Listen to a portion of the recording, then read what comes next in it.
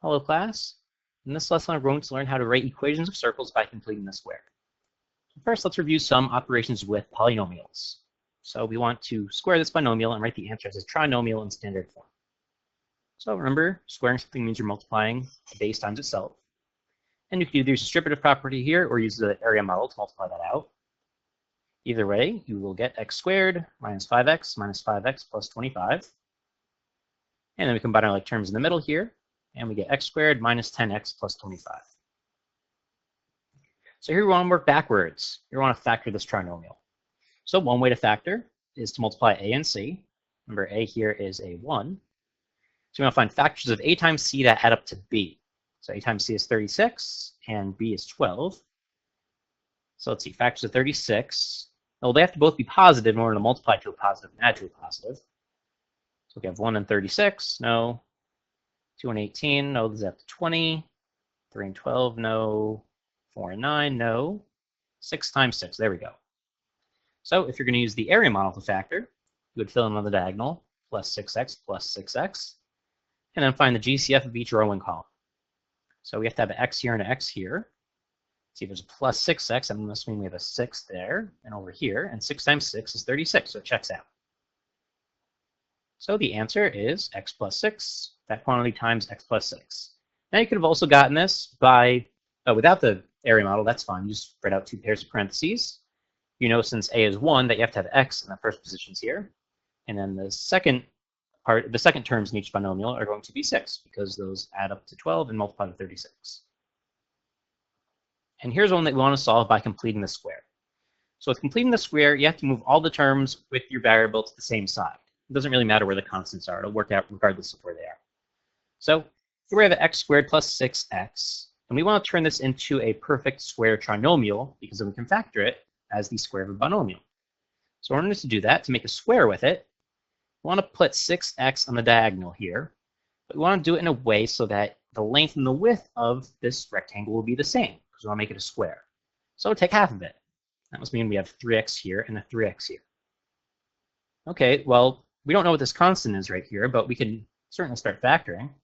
Right, the GCF here is x, and this has to be a 3 over here, as does this, right? Because 3 times x is 3x. So that must mean our constant is a 9. So to get a perfect square trinomial, we have to add 9 to both sides. And a shortcut, if you don't want to use the area model, is when a is 1, you can always just divide b by 2 and square that quantity. So here b is 6, 6 divided by 2 is 3, square 3, and you get 9. And now we factor this. So we already know from our area model that this is x plus 3, quantity times x plus 3. 40 plus 9 is 49. So we can write this as the square of a binomial. Now we take the square root of both sides. Now remember, we don't know if we want the positive root or the negative root, so we have to write plus or minus. So the square root of 49 could be positive 7 or negative 7. So now we subtract 3 from both sides, and we get 2 answers. X could be negative 3 minus 7, which gives us negative 10. Or x could be negative 3 plus 7, which gives us an answer of 4. So here are the 2 solutions.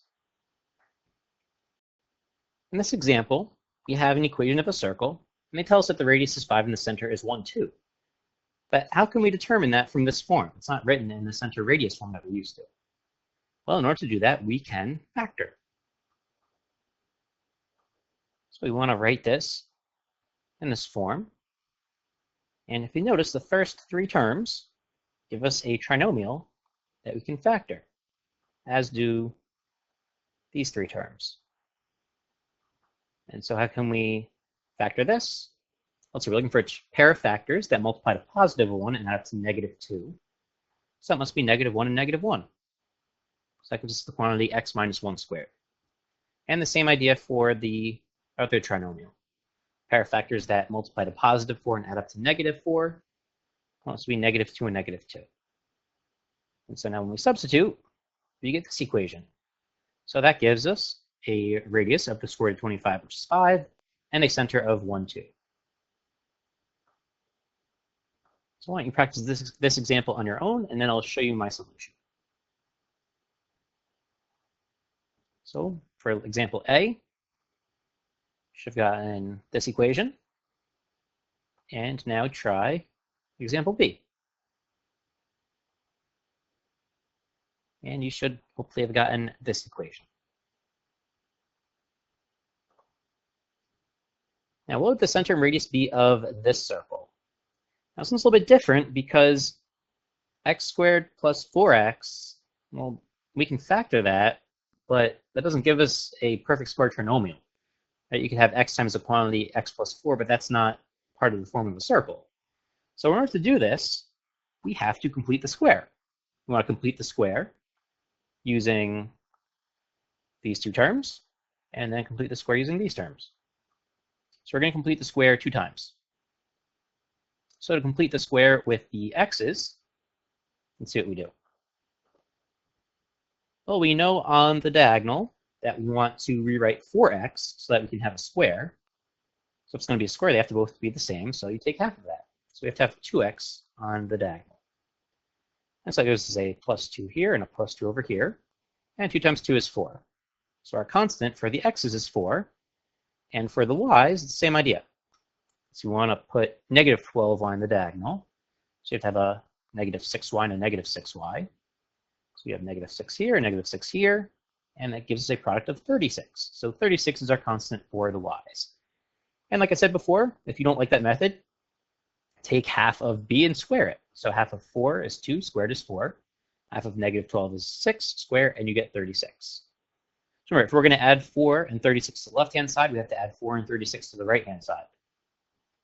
And now we rewrite these like the binomials, the squares of binomials, and that's equal to 81. And so we can identify the center as negative 2, 6, and the radius is square root of 81, which is 9. So why don't you practice an example on your own, very similar to the previous one, and then I'll show you my solution. So you want to complete the square with the x's and with the y's. To do it with the x's, your constant is going to be, let's see, half of negative 20 is negative 10, squared is 100. And for the y's, it's going to be half of 6, which is 3 squared, which gives us 9. So to complete the square here, we add 100. For the y's, we add 9. We have to add those same constants to the right-hand side. And so now we factor. So we have the quantity x minus 10 squared plus the quantity y minus 3 squared, which gives us 144. So the center is 10, negative 3, and the radius is square root of 144, which is 12. And here we want to describe the graphs of the equations by using our center radius form. And we might not necessarily get circles here, so let's see what happens. Well, here we can complete the square with the x's. Half of 2 is 1, and 1 squared is 1, so we add 1 to both sides. And with y, we don't have to do anything else here because there's no other terms that have y in them, so we just add 0 to y and square that binomial. And so that gives us this equation. Now, is this a circle? No, if we have a radius of 0, it can't be a circle. So we can have the center because this can be equal to 0, but there's no other points included. So the graph of this equation is just a single point, the point negative 1, 0. All right, similar idea, what would this graph look like? Well, we could just add 0 to them to get it in the center radius form. But here, let's see, the radius would be the square root of negative 3. And can we take the square root of a negative? No. So this ends up being the empty set. There are no points that satisfy this equation. And think about it this way. When you square something, you get a non-negative number. So the smallest that x squared could be is 0, and the same for y.